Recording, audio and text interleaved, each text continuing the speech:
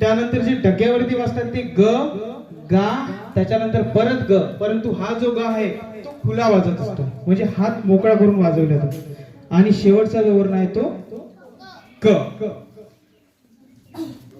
आता या शब्दांचा वापर करून सगळं काही जे काही आपण तबल्यामध्ये शिकतो ते फक्त हे शब्द आहे. हे 10 शब्द एक वेळा लक्षात आले की आपल्याला तबला वाजवता येतो. हे कशा प्रकारे वाजवायचे, काय कशा प्रकारे वाजवायचे, तर याला बोटांची नावे सुद्धा असतात. ते कोणतं बोट कुठे ठेवायचं, मी तुम्हाला त्या दिवशी जे तबल्याचे जे अवयव सांगितले होते, तबल्याच्या भागांना काय काय म्हणतात, तर आपल्या बोटांचा वापर कोणता बोट कुठे ठेवायचा आणि कसे हे शब्द वाजवायचे त्याची सुद्धा एक ते सुद्धा शिकणं गरजेचं आहे. तर हा न याचं मी तुम्हाला हे जे शब्द आहे ना ते प्रॅक्टिकली वाजून दाखवणार. कोणता शब्द कोणत्या भागावर कोणतं बोट कुठे ठेवायचं आणि कशा प्रकारे वाजवायचं. तर आता ह्या 5 बोटांची नावे बघा. या बोटाला म्हणतात करंगळी, आपण आपल्या भाषेत म्हणतो. याला शास्त्रीय भाषेत म्हणतात कनिष्ठिका. त्याच्यानंतर त्याच्या बाजूचा बोट याला म्हणतात अनामिका. त्यानंतर हा बोट मध्यमा, मधात असल्यामुळे त्याला काय म्हणतात मध्यमा. त्याच्यानंतर हा तर्जनी आणि याला म्हणतात अंगुष्ठान. या 5 बोटांची नावे आपल्याला लक्षात राहणे आवश्यक आहे. कनिष्ठिका, त्याच्यानंतर त्याच्या बाजूचं अनामिका, मध्यमा, मध्यमानंतर तर्जनी, तर्जनीनंतर अंगुष्ठान. आता हे जे 10 बोल आहे यांना एकत्र करून धा धीन, मी तुम्हाला मागच्या वेळेस जे सांगितले, धा कसा वाजवायचा, धीन कसा वाजवायचा, धा धीन दिनदा शिकवले होते ना. तर हे धा, हा न आणि हा ग या दोघांची बेरीज करून जो बोल वाजवला जाते त्याला म्हणतात धा.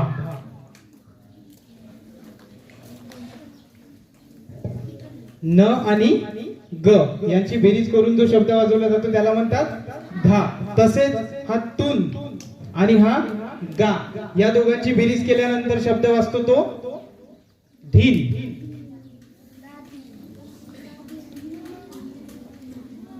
याचाच अर्थ काय, चाटीवरती काय वाजवायचा, न किंवा त. हे दोन्ही शब्द सारखेच आहे. न किंवा त वाजवायचा आणि डग्यावरती काय वाजवायचा ग. हे 2 शब्द एकत्र करून वाजवला जातो तो धा. तसेच तुन आणि गा हे 2 शब्द जेव्हा एकत्र वाजवले जातात, चाटी आणि डग्गा, त्याच्यापासून तयार झालेला शब्द धीन. आणि तिसरा शब्द तीन आणि क. तीन आणि क हे जे याची जी ऍडिशन आहे, तीन आणि क याच्या मिळून तयार झालेला शब्द असतो क. याला सुद्धा कच म्हणतात. तर या 3 शब्दांचा फार उपयोग आहे, धा, धीन आणि क. या 3 शब्दापासूनच पूर्ण तबला आपण कशा प्रकारे वाजवायचा हे बेसिक शिकले जाते. तर 5 बोटांची नावे तुम्हाला आठवली, पूर्णपणे लक्षात आहे. परत एकदा सांगा मला.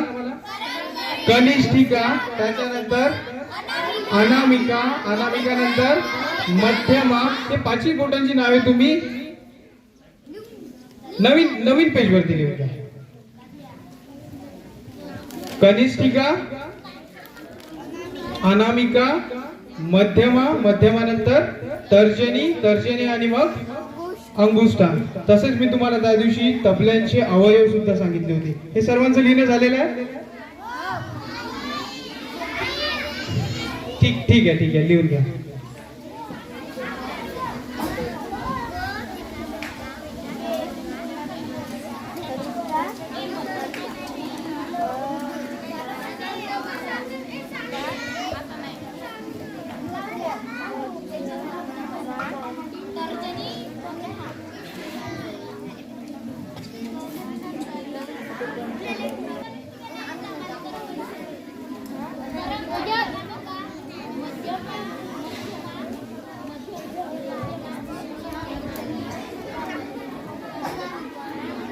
आता आपण बघणार तबल्याची अवयव.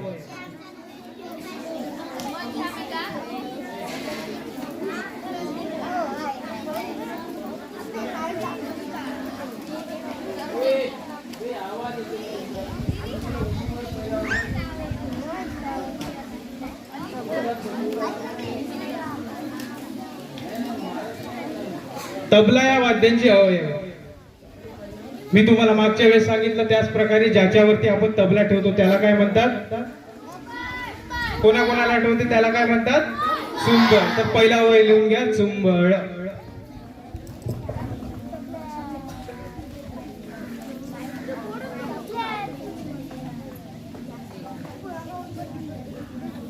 त्याच्यानंतर ज्याला पकडून मी हातात तबला पकडलेला आहे, ही चाटी जी पकडलेला आहे त्याला काय म्हणतात?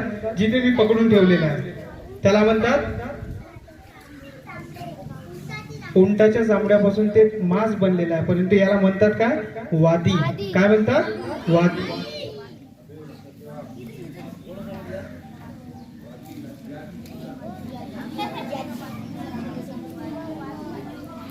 आणि या वादींमध्ये जे गट्टू लावलेले आहे त्या गट्टूंची संख्या किती असते? 8. त्याच्यानंतरचा भाग लिहायचा गट्टू.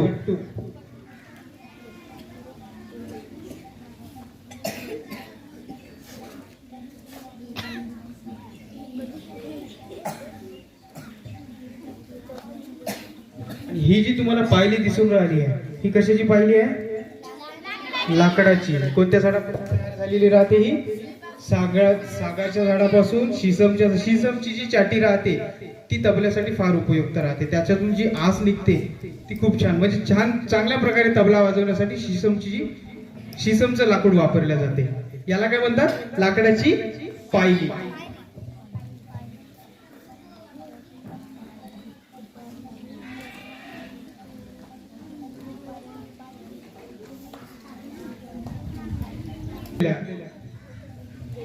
हा गोल भाग जो दिसून राहिला तुम्हाला वेणीसारखा गुंफलेला त्याला काय म्हणतात? गजरा.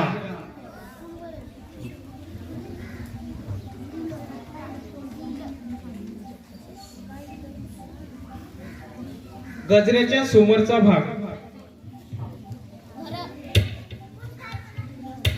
त्याला काय म्हणतात? पडदा किंवा चाट. पडदा किंवा चाट.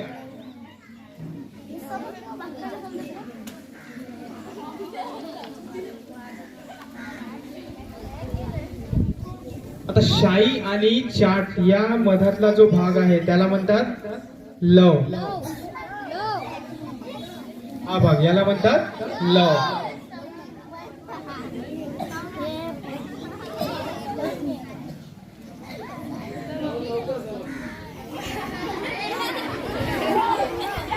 आणि जो सगळ्यात वरती जो काळा भाग दिसतो तुम्हाला त्याला काय म्हणतात? काय म्हणतात त्याला? शाई.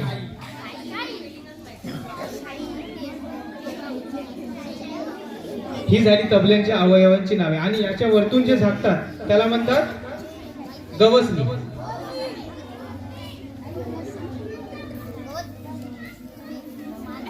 ही झाली तबल्यांची अवयव. ज्याच्यावरती तबला ठेवतो आपण त्याला म्हणतात चुंबळ. त्याच्यानंतर वादी. वादी ही कशापासून बनलेली राहते?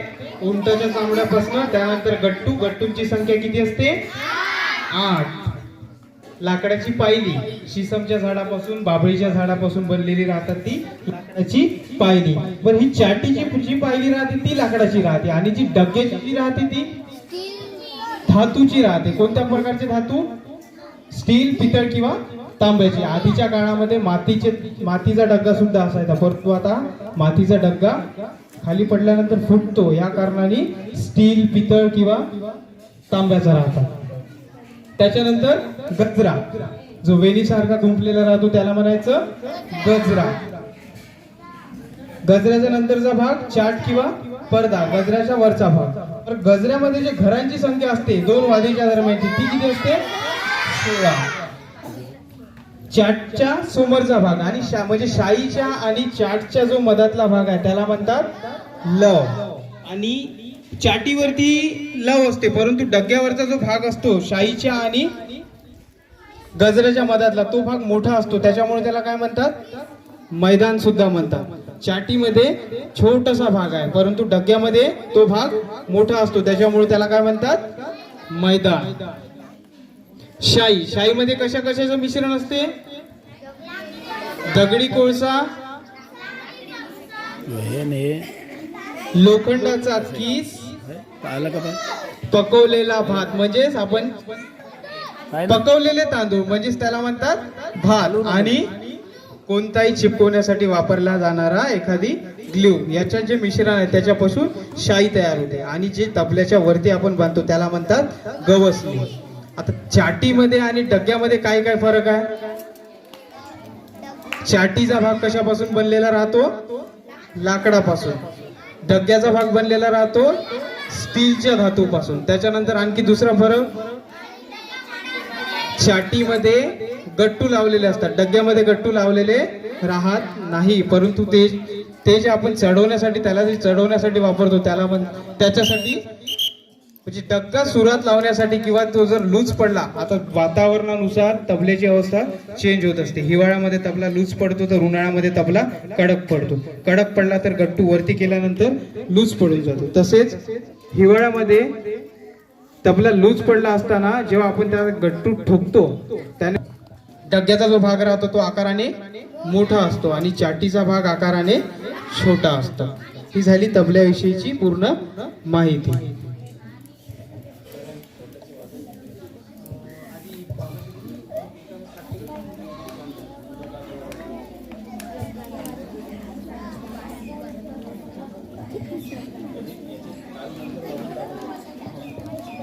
आता हे जे आपण आता जे मी तुम्हाला सर्व काही लिहून दिलेले शब्द आहे ते कशा प्रकारे वाजवायचे, त्याच्यानंतर जे कोणते बोट कोणत्या अवयवावर ठेवायचे, हे आपण संगीताचा थोडा भाग, गायनाचा थोडा भाग शिकल्यानंतर मी तुम्हाला प्रॅक्टिकली वाजून दाखवतो. नी रे ग रे सा म्हणा,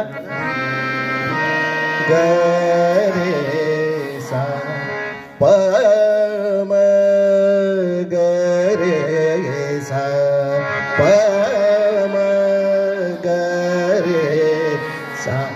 एवढे सुंदर सुंदर गाणी या रागावर. हे भावगीत, भक्तिगीत, कव्वाली सुद्धा, गझल सुद्धा या रागावर आधारित आहे.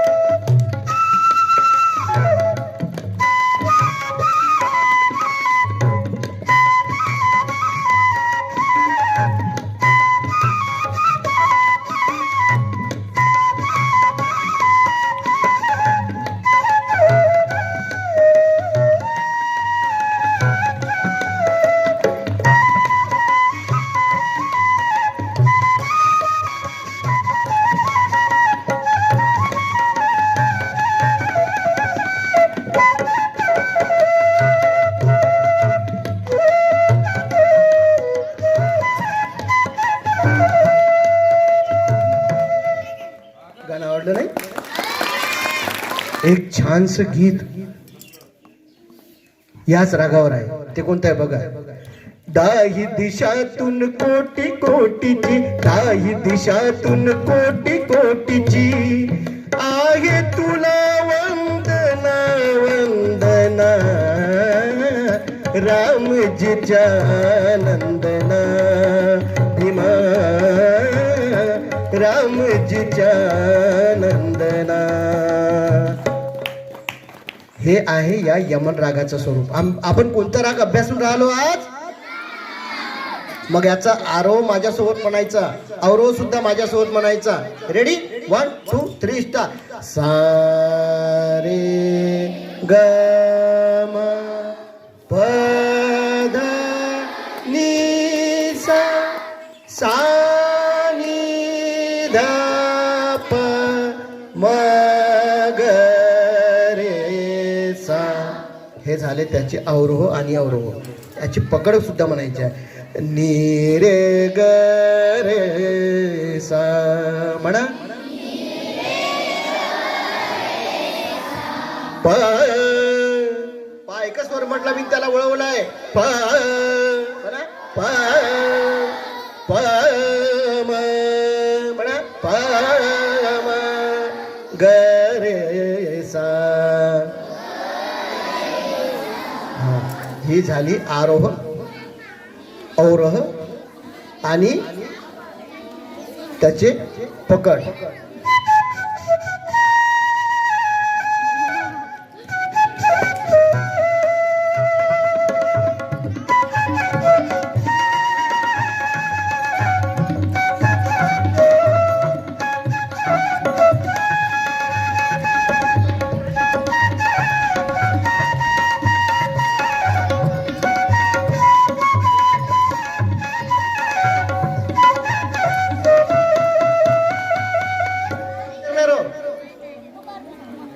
किती भाग असतात गाण्याचे? पहिल्या भागाला काय म्हणतात? दुसऱ्या भागाला? तिसऱ्या भागाला अभोग आणि चौथ्या भागाला? Very good. ये रे आरी पिया बिना म्हणा. ये रे आरी पिया बिना आरी ये रे आरी पिया बिना म्हणा. आरी ये रे आरी पिया बिना सखी कालन परत मोये.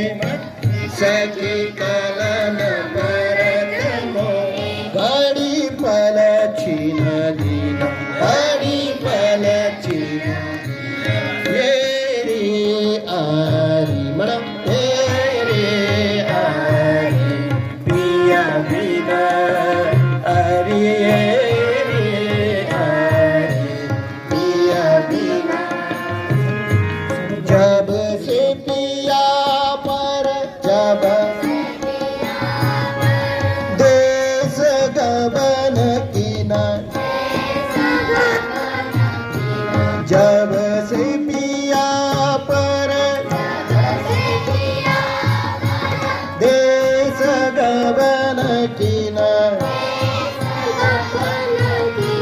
रतिया कटत मोरी रतिया कटत मोरी तारे गिन गिन तारे गिन गिन. रतिया कटत मोरी तारे गिन गिन. रतिया कटत मोरी तारे गिन गिन. ये रे आरी पिया बिना म्हणा. आरी पिया बिना आरी ये रे आरी ये रे आरी ये रे आरी पिया बिना. एवढा गोड रागा एवढे सुंदर गाणे आहे. या रागामध्ये 7 सूर असतात. एकूण स्वर किती असतात? मग या रागामध्ये कोणता सूर वगळला आहे? हात वर करा सांगा. एकही सूर वगळलेला नाही आहे. म्हणजे या रागाची जाती किती आहे? संपूर्ण जाती किती? इतर वेळीच्या तुलनेत त्यावेळी ते गाणं एवढं छान वाटते. त्याला त्या रागाचा गायन समय म्हणतात. आणि या रागाचा गायन समय आहे रात्रीचा पहिला प्रहर. कोणता? रात्रीचा पहिला प्रहर. पहा तुम्हाला सांगतो, याच्यातून प्रश्न विचारणार तुम्हाला. एकूण दिवसाचे 4 प्रहर असतात. किती? आणि रात्रीचे पण 4 प्रहर असतात. आता तुम्हाला दिवसाचे 4 प्रहर सांगतो कशी कशी सुरुवात होतात. सकाळी 6 ते 9 म्हणा. सकाळी 6 ते 9 पहिला प्रहर. 9 ते 12 म्हणा दुसरा प्रहर. 12 ते 3 तिसरा प्रहर. 3 ते 6 चौथा प्रहर. आले लक्षात आहे तुम्हाला? हे झाले दिवसाचा प्रहर. त्याचप्रमाणे रात्रीचे पण प्रहर असतात. म्हणा संध्याकाळी 6 ते 9 पहिला प्रहर. आता मी रात्रीचे प्रहर सांगत आहो. 9 ते 12 दुसरा प्रहर. 12 ते 3 तिसरा प्रहर. 3 ते 6 चौथा प्रहर. हा, आता मी तुम्हाला एक प्रश्न विचारतो. जो आधी हात वर करून त्यांनी इथे यायचं. एकूण प्रहर किती असतात? हा, यानं हात वर केला पहिल्यांदा. ये बेटा इकडे. दिवसाचे आणि रात्रीचे मिळून म्हटलं मी. 8 प्रहर आहे दिवसाचे. आता दोघांनी पण उत्तर दिलं. हा, यांच्यासाठी एकदा क्लॅप करा. वाढ रागाचा प्रहर कोणता आहे? पहिला. Very good. उत्तर लेट देणं पण दिलं. कोणता प्रहर आहे? रात्रीचा पहिला प्रहर. म्हणजे आध पग रे सा. म्हणा साध पग रे सा. मध्ये किती स्वर आलेले भुपाईमध्ये? 5 स्वर. येताना आणि जाताना. मग या रागाची जाती कोणती झाली? भुपाई रागाची औडव. औडव कोणती झाली? सारे ग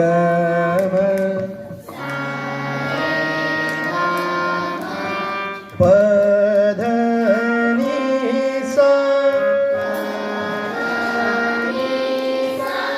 सा नि ध प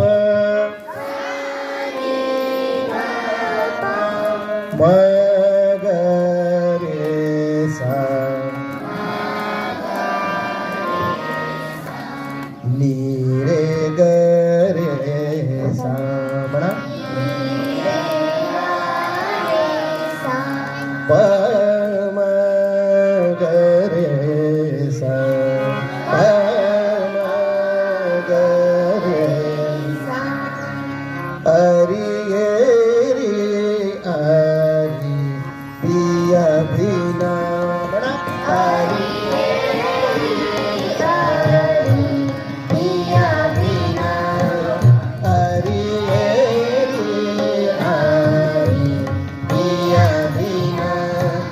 सखी कलन परत मोहे घडी पलची नदी.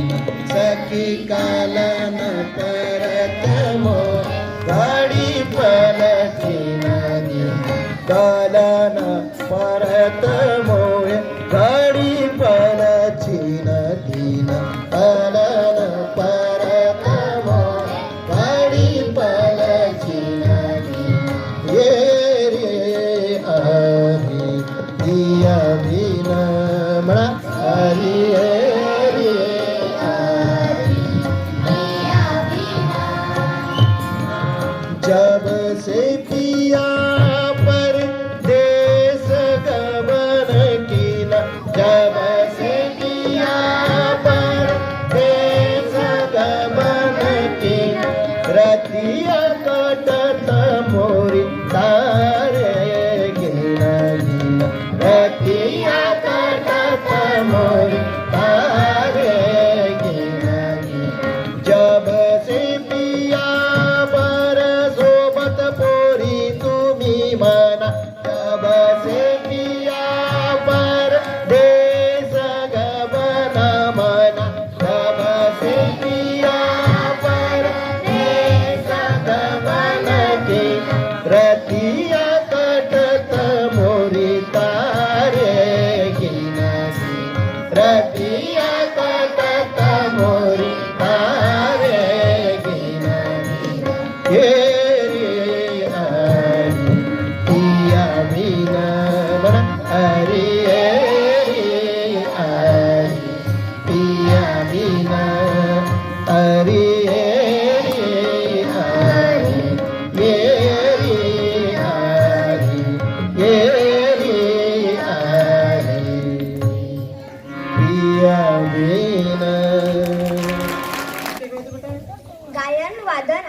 कृती यांच्या एकत्रितपणाला संगीत म्हणतात. Clap करा बेटा. 1, 2, 3, 1.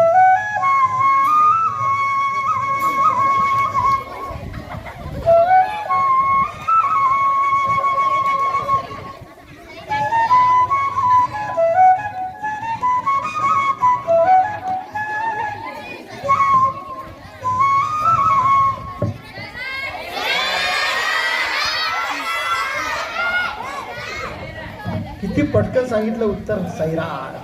अन दिले ठाई ठाई शिकविली अ आ इ ई. ज्ञान दिले ठाई ठाई ज्ञान दिले ठाई ठाई शिकविली अ आ इ ई. साऱ्या विश्वाला वाटतो म्हण बेटा. साऱ्या विश्वाला वाटतो पुन्हा जन्म घे सावित्री नवा. पुन्हा जन्म घे सावित्री नवा. ज्ञान दिले ठाई ठाई शिकविली अ आ इ ई.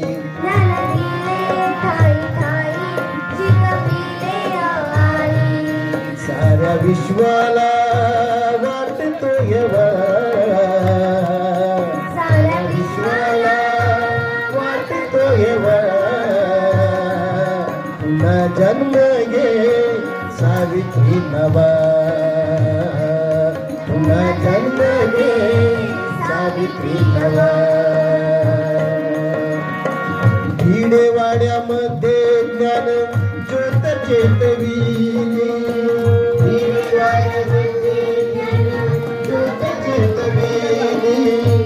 ज्योतिबाच्या संगतीनं काया झिजविली.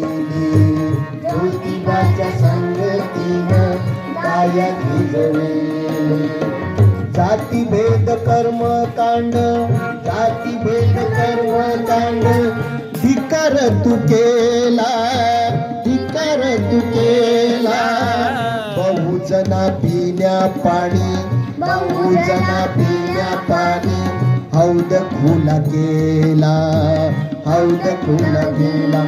समतेचा मार्ग दाविला जीवा. समतेचा मार्ग दाविला जीवा. पुन्हा जन्म घे सावित्री नवा. पुन्हा जन्म घे सावित्री नवा. पुन्हा जन्म घे सावित्री नवा.